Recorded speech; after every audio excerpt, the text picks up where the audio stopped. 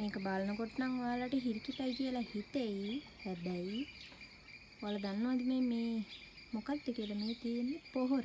ඒ කියන්නේ දිහර පොහොර එකක්. මේක මහා පරිමාණ වගාකරුවන්ට වඩා මේක වටින්නේ ගෙවතු වගා කරන අයට. මේකට මේ මහලොකු දෙයක් දාලා නෑ. දාලා තියෙන්නේ බිත්තර කටුයි, විනාගිරි වතුරයි. මේ තියෙන බිත්තර හීනෙට කොටලා මේකට දාලා තියෙන්නේ. මේක මම දවස් 2ක් විතර මෙහෙම තියෙන්න අරිනවා. ඒ තියෙන්න ඇරලා තමයි මම මේක ගස් වලට දාන්නේ.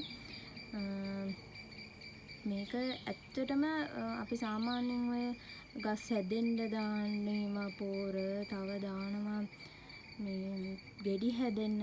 ඊට වඩා මේ පොර ඇත්තටම මේ දියර පොර එක සාර්ථකයි. අපි මේකෙන් සාමාන්‍යයෙන් පොඩි කප් එකකින් කප් එකේ බෝතල් මූඩියක් ගමු. බෝතල් මූඩියෙන් සාමාන්‍යයෙන් 4ක් වගේ දැම්මොත් හොඳටම ඇති එක ගහකට. මම ගොඩක්ම මේක නම් පාවිච්චි කරන්නේ මේ තවන් පැලවලට. තවන් පැල හොඳට හදාගන්න, කෘමීන්ගෙන් බේරගන්න ගොඩක්ම දේවල් වලට මම මේක පාවිච්චි කරනවා. ඇත්තටම හොඳට ගස් හැදෙනවා මේ පොර එකට. ඔයාලත් මේක පාවිච්චි කරලා බලන්න.